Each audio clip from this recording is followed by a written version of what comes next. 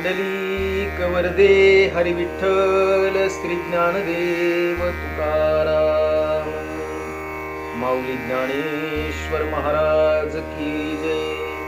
पंढरीनाथ भगवान की जय। योगस्थः कुरु कर्माणि संग त्यक्त्वा धनंजयः सिद्ध्य सिद्ध्योः समो भूत्वा समत्वं योग उच्यते।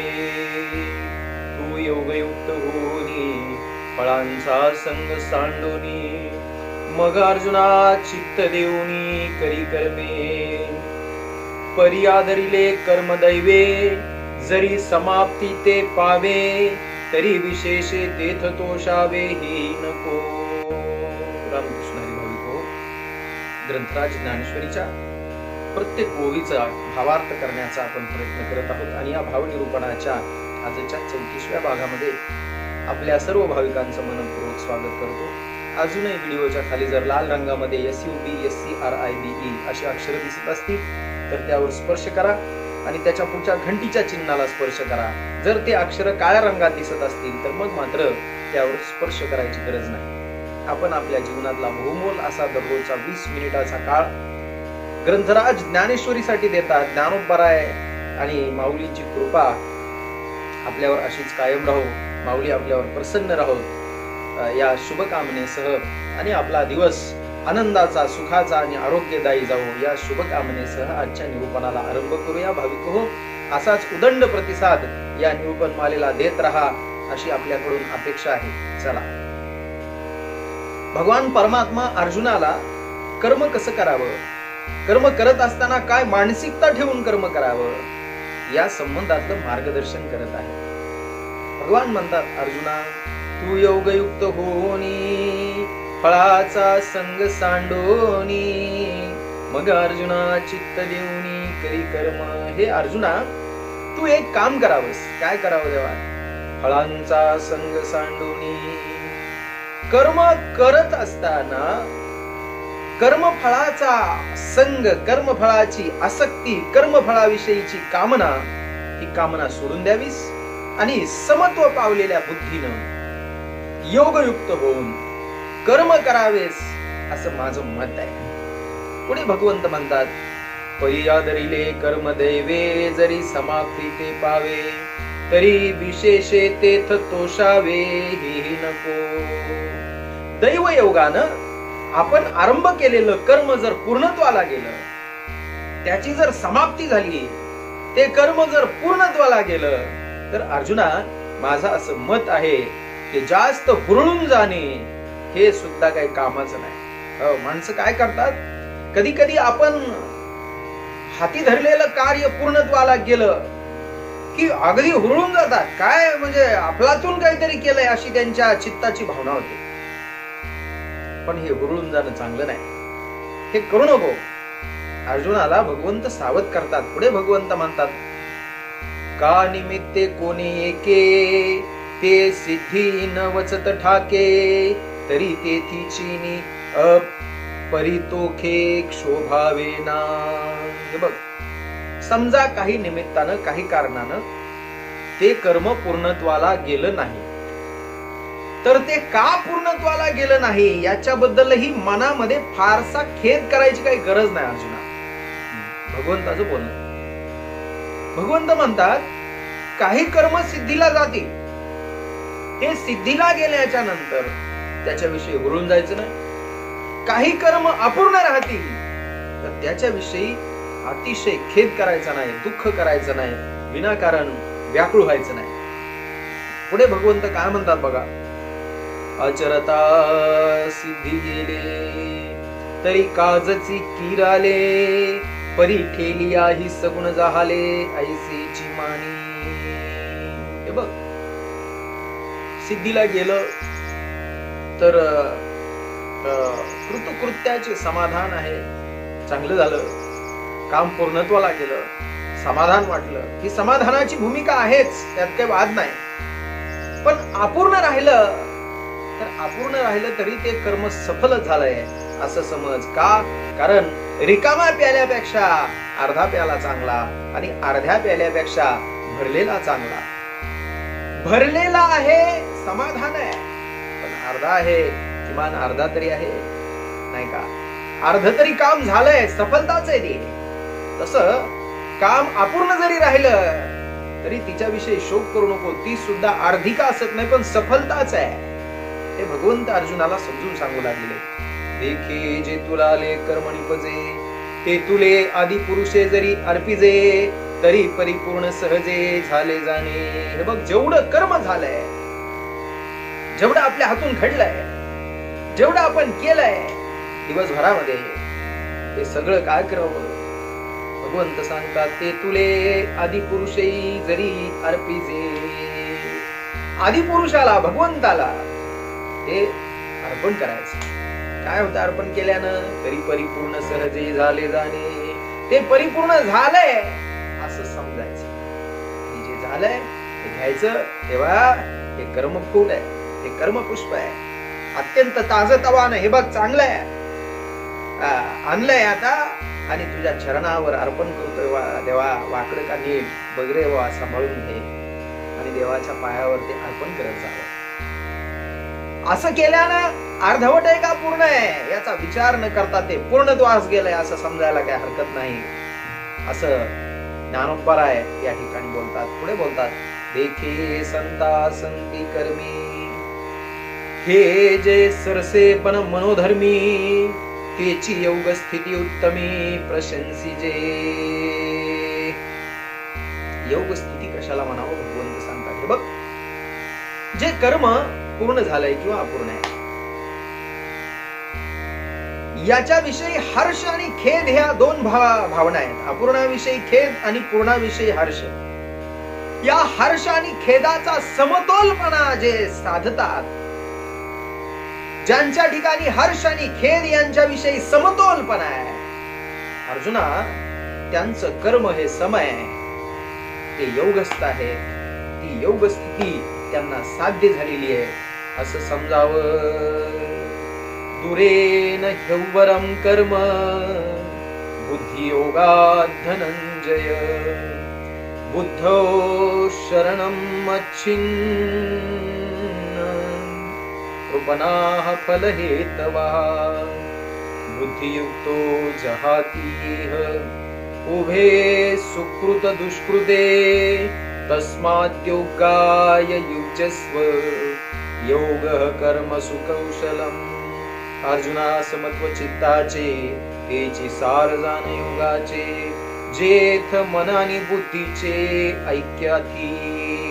अर्जुना, योगाचं सार तुला सांगतो. काय योगाचं सार आहे अर्जुना? समत्व चित्ताचे, ज्याचं चित्त समत्वाला प्राप्त झालंय,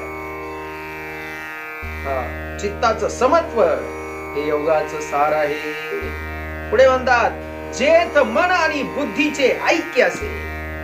ज्या पुरुषाच्या ठिकाणी मन आणि बुद्धी ह्या दोघांचं एकच म्हणणं आहे, या दोघांचा विचार एक आहे, या दोघांचे निश्चय एक आहे, या दोघांची ओढ एक आहे, या दोघांची प्रवृत्ती एका विषयाच्या ठिकाणी होते, त्या साधू पुरुषाला योग साध्य झाला आहे असं समजावं. हे योगाचं सार आहे. तो बुद्धियोग विवरिता बहुते पाडे पार्था, दिसे हारुता कर्मभागू. हे बघ अर्जुना, स्थित प्रज्ञाच्या बुद्धियोगाचं तुला विवरण करीत असताना बुद्धियोगाची योग्यता आणि तिची श्रेयस्कारता याच्या पुढे सकाम कर्माचा जो भाग आहे तो भाग फारच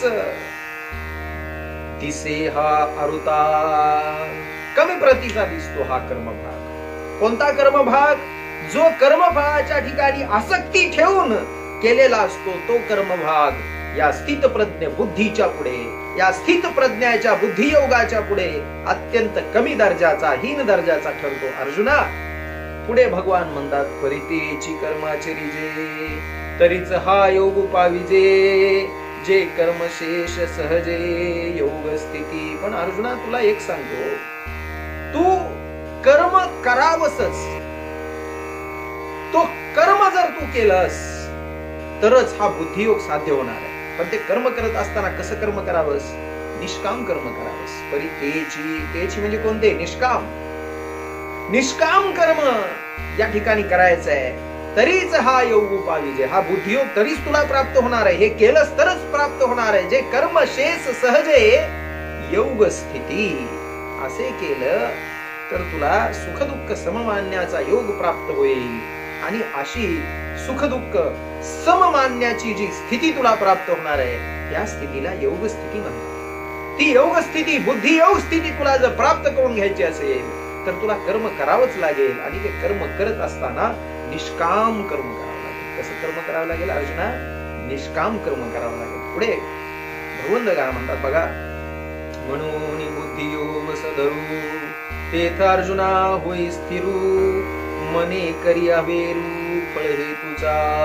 अर्जुना म्हणून बुद्धी योगाविषयी धीर धरून, बुद्धी योग मनामध्ये स्थिर कर, त्याच्याविषयी धीर धर. आणि धीर धरून काय करावंस? तुझं मन या ठिकाणी स्थिर करावंस या युद्धामध्ये. मने करे अवेरू फळ हेतुचा. या युद्धामध्ये फळ आणि जो हेतू आहे, जो फलभाग तुला मिळणार आहे, किंवा या युद्धाच्या फलाविषयीचा कुठलाही विचार तुझ्या मनामध्ये येऊ देऊ नकोस. त्या विचाराचा त्याग कर. मने करी अवेरू फळ हेतुचा. या फळाच्या हेतूचा पूर्णपणे तू अवेर करावास, असं माझं मत आहे, असं भगवान सांगतात. जे बुद्धी योगा योजिले तेची पारंगत झाले इही उभय संबंधी सांडिले पाप पुण्य. हे बघ अर्जुना, ज्यांनी बुद्धियोग प्राप्त केला, बुद्धियोगाचा आश्रय केला, खरं पाहता तेची पारंगत झाले. पारंगत पर अंगत, परलोकाची प्राप्ती त्यांनाच झाली. इही उभय संबंधी सांडिले पाप पुण्य. त्यांनीच पाप पुण्य या दोन्हीचे संबंध सांडून टाकले. म्हणजे या दोन्हीच्या पाप पुण्याच्या पलीकडे गेले. पाप पुण्य अतीत झाले. कोण? जे बुद्धियोगी आहेत ते. कोण झाले? जे बुद्धियोगा योजिले ते झाले. पुढे कर्मजं बुद्धियुक्ता हि फलं त्यक्त्वा मनीषिणः जन्म बंध विनिर्मुक्ताः पदं गच्छत्यनामयम्. ते कर्मितरी वर्तती परिकर्म फळानातळती आणि यातायाती लोपती अर्जुना तया. हे बघ अर्जुना, कसं आहे माहिती का तुला? ते कर्माचं आचरण तर करतातच. ते कर्मी तरी वर्तती परी कर्म फळा ना तळती. कर्म करतात रे, कर्म सांडत नाहीत, पण ते कर्म करत असताना कर्म फळा ना आतळीती.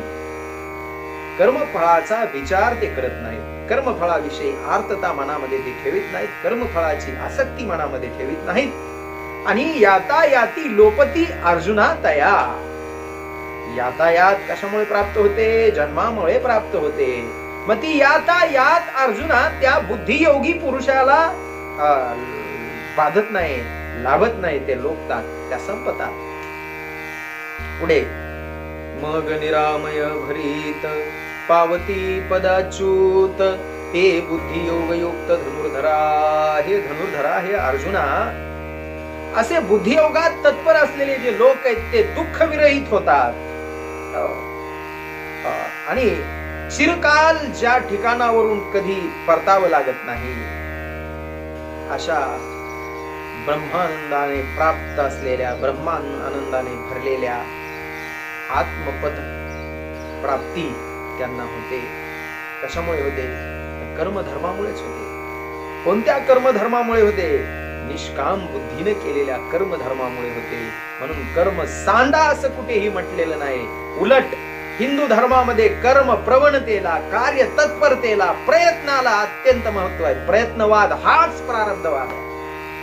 आजचं केलेलं कर्म उद्या प्रारब्ध रूपानं भोगायला मिळणार आहे, म्हणून आज प्रयत्न केले पाहिजेत. हाच प्रारब्धवाद आहे आणि हाच प्रयत्नवाद आहे. काही काही लोक म्हणतात प्रयत्नवाद वेगळा आणि प्रारब्धवाद वेगळा. अरे, कर्माचे प्रकारच तुम्हाला कळले नाहीत, म्हणून तुमच्या बुद्धीचा असा भेद झालेला. लक्षात ठेवा, प्रारब्ध कोणतं? आजचं क्रियमान साठलेलं संचित आणि फळभोगानं भोगायला मिळणार प्रारब्ध आहे. आणि म्हणून प्रारब्धाचा भोग जरी भोगायला मिळत असला तरी तो आजच्या क्रियमानामुळे, आजच्या प्रयत्नामुळे, आजच्या कर्मामुळे आहे. कर्मामुळेच उत्तम स्थिती प्राप्त होते. हा भगवंताचा उपदेश या ठिकाणी आलेला आहे. भगवंत म्हणतात, हे बघ, कर्म इथं करावंच लागेल. इथं मग निरामय भरित पावदी पद अच्युतते बुद्धी योग युक्त धनुर्धरा. धनुर्धरा बुद्धी योगानं युक्त झालेले ते आत्म आनंदाची प्राप्ती करून घेतात, आत्मपद प्राप्ती करून घेतात. पण ही प्राप्ती त्यांना कशामुळे झाली? ते कर्मी तरी वर्तती, कर्म करतात म्हणूनच झाली. फक्त त्या कर्मामध्ये आणि आमच्या कर्मामध्ये एकच फरक आहे. ते कर्म करीत असताना फळ हेतू बाजूला ठेवतात, फळाची आशा बाजूला ठेवतात, आणि आम्ही कर्म करत असताना मात्र फळ अपेक्षा मनामध्ये ठेवतो. आणि म्हणून आमचं कर्म हे फलभोग इच्छेनं बाधित कर्म आहे. त्यांचं कर्म मात्र फक्त कर्तव्यपूर्तीच्या आनंदासाठी केलेलं कर्म आहे. आणि म्हणून जिथे कर्तव्यपूर्तीचा आनंद म्हणून कर्म केलं जातं तिथं बुद्धियोग सिद्ध होतो. आणि जिथं कर्म भावनेच्या, कर्मफळाच्या भावनेच्या आशेनं कर्म केलं जातं तो बुद्धियोग नव्हे, तो बुद्धियोग नव्हे.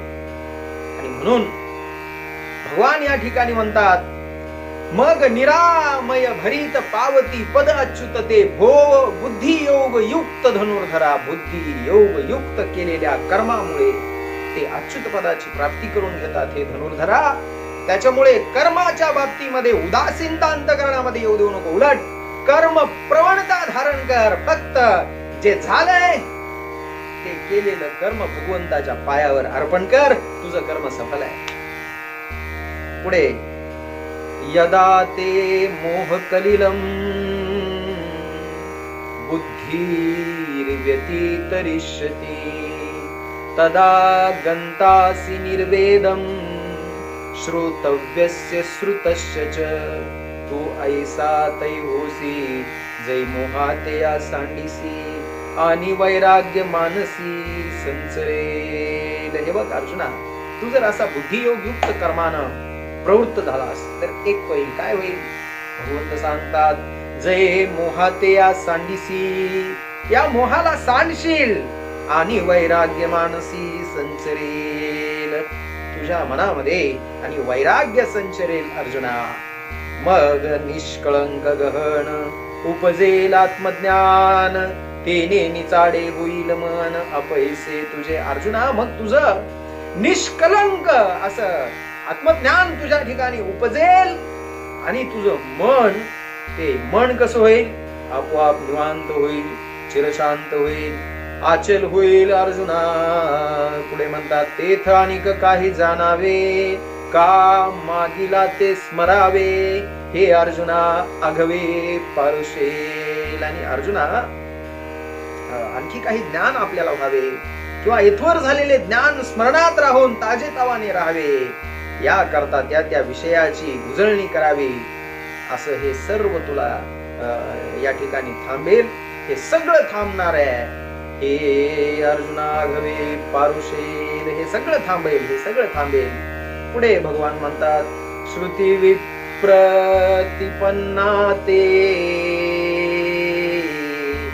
यदा स्थास्यति निश्चला समाधा वचला बुद्धीस तदा योगम वाप्स्यसि इंद्रियाच्या संगती जे पसरू होतसे मती ते स्थिर होईल मागुती आत्मस्वरूपी. भगवंत अत्यंत महत्वाच्या विषयाला हात घालतात. इंद्रियांच्या संबंधानं संसारामध्ये सैरा वैरा धावणारी तुझी बुद्धी स्थिर होईल आणि आत्मरूप परब्रह्माशी एकरूप होईल, तन्मय होईल, तद्रूप होईल. फक्त या करता तुला बुद्धी योग युक्त कर्म करावं लागेल.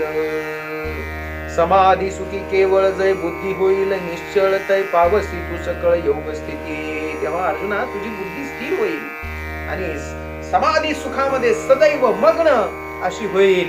त्यावेळी संपूर्ण निष्काम कर्मयोग तुझ्या हृदयात आला असं तू समजावस. पुंडलिक वरदे हरी विठ्ठल.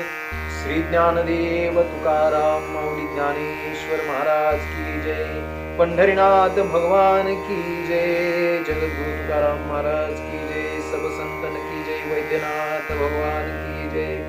जगमित्र नागो महाराज की जय.